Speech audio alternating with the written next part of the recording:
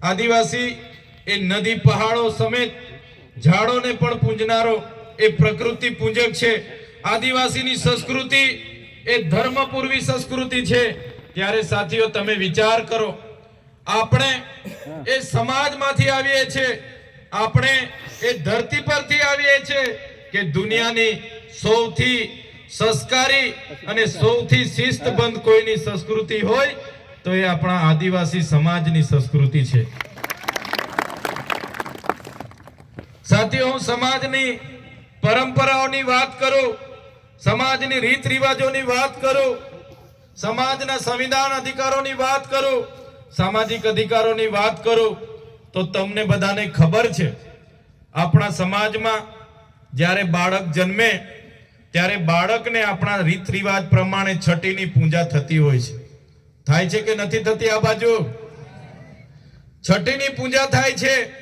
એ જ પ્રકારે લગ્નની પૂજા પણ આપણે પ્રકૃતિની સાક્ષીમાં ગામના હિમાલય દેવ હોય, ગામના જે વૃક્ષ હોય, ઝાડ હોય, એને મંડપમાં લગાવીને આપણે એની સાક્ષીમાં બે દીકરા દીકરીઓને પરણાવતા હોય છે।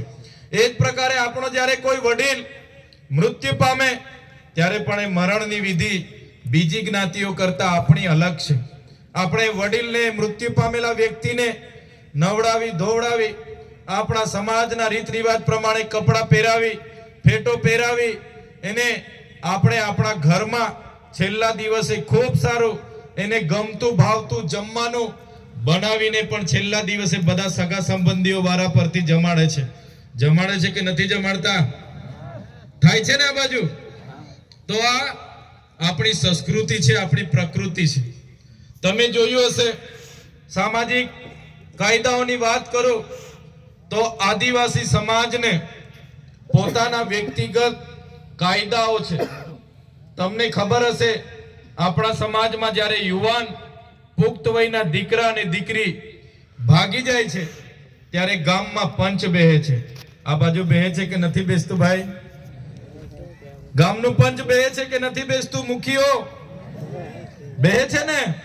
ગામના વડીલો, ગામના મુખીઓ બંને દીકરા દીકરીઓને શોધીને લાવવા માટે જણાવે છે, પંચમાં હાજર કરે છે અને બંને દીકરા દીકરીઓની ઉંમર પૂછે છે। બેટા દીકરી બોલ, કેટલી ઉંમર થઈ? એટલે આપણી દીકરી કહે, દાદા મારી ઉંમર 18 વર્ષથી ઉપર છે, 20 વર્ષની થઈ। દીકરાને પૂછવામાં આવે છે, બેટા તારી ઉંમર કેટલી થઈ? દીકરો કહે કે મારી 21 વર્ષ પૂર્ણ થઈ, મારી 22 વર્ષ છે। પછી પંચ એમના માતા પિતાઓની સંમતિથી એને પતિ પત્ની તરીકે આપણે ગામમાં સ્વીકારી લઈએ છીએ। સ્વીકારીએ છીએ કે નથી સ્વીકારતા? સ્વીકારીએ છીએ ને? ત્યારે આ આપણા પર્સનલ લો છે। કોઈને લગ્ન માટે કોર્ટમાં જ જવું પડે એ બીજી જ્ઞાતિઓની ફરજ છે, પણ આપણને એમાંથી છૂટછાટ મળી છે કે આપણે ગામમાં પંચ બેહીને આ પ્રકારના સહમતિથી પુખ્ત વયના થતા લગ્નને પણ આપણે માન્યતા આપીએ છીએ।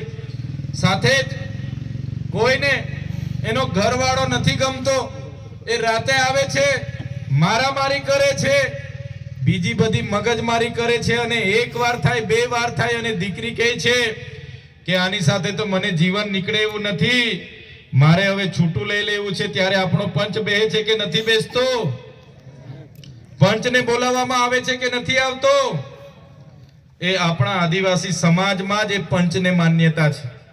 બીજા કોઈ જાતિમાં છૂટાછેડા કરવું હોય તો એને કોર્ટમાં અરજી નાખવી પડે, કેસ ચાલે અને કોર્ટનું જજમેન્ટ આવે પછી છૂટાછેડા થાય છે। જ્યારે આપણા પંચમાં ગામમાં બેસીને એમની સંમતિથી, એમની સહમતિ લઈને છૂટાછેડા કરવામાં આવે છે। એ જ પ્રકારે તમે જોયું હશે કોઈના ઘરમાં એક જ દીકરી હોય કાં તો દીકરીઓ જ હોય, દીકરો ના હોય તો એ ઘરમાં ઘર જમાઈ લાવવા માટે પણ આપણા લોકો ઘર જમાઈ પણ રાખે છે અને એને વારસાઈના અધિકારો પણ આપે છે કે નથી આપતા? એ જ પ્રકારે તમે જોયું હશે કોઈ યુવાન બેનને પરણાવીને કદાચ 2-5 વર્ષમાં એના પતિદેવ મૃત્યુ પામે છે ત્યારે આપણો સમાજ એ બેનને 12 દિવસ કે વર્ષ પછી બીજું લગ્ન કરવા પણ એમને સહમતિ આપે છે કે નથી આપતા? વિધવાને પુનર્લગ્ન કરવા માટે આપણો સમાજ પરવાનગી આપે છે કે નથી આપતો? આપે છે. જ્યારે બીજી જ્ઞાતિમાં એ આપવામાં આવતો નથી. કોઈ વિધુર હોય જેના પત્ની ના હોય અને એને વિચાર આવે કે જિંદગી લાંબી છે, દુનિયા મોટી છે, મારે બીજા લગ્ન કરવા જેવા છે, બીજા બેનને મારે જીવન સાથી બનાવવાના છે, તો એની પરવાનગી પણ આપણો સમાજ આપે છે કે નથી આપતો? ત્યારે આ બધા લો, આ બધા કાયદા એ માત્ર ને માત્ર કોના છે? આપણા છે, આદિવાસી સમાજ છે. બીજી જ્ઞાતિને એના માટે કોર્ટમાં જવું પડે, રજીસ્ટ્રેશન કરાવવું પડે, કેસ દાખલ કરવો પડે અને કોર્ટ કે પછી થાય છે. ત્યારે આ આપણો આદિવાસી સમાજ છે. આજે આદિવાસી સમાજમાં આપણે બેટી અને દીકરા અને દીકરી વચ્ચેનો ભેદભાવ આપણે રાખતા. આપણે ત્યાં દીકરો જન્મે કે દીકરી જન્મે આપણે હરકાજ ખુશી મનાવીએ છીએ, એમને આવકારીએ છીએ. એટલે જ આદિવાસી સમાજમાં 1000 પુરુષોની સરખામણીમાં 1000 સ્ત્રીઓની સંખ્યા આપણા સમાજમાં છે. જોરદાર તાળીઓ પાડી લો. સાથીઓ, હું 3 દિવસ 4 દિવસ પહેલા, 1 અઠવાડિયા પહેલા હું સમાચારમાં જોતો હતો. કોઈ મોટા કલાકાર છે, કિંજલબેન દવે, બ્રહ્મ સમાજમાંથી આવે છે.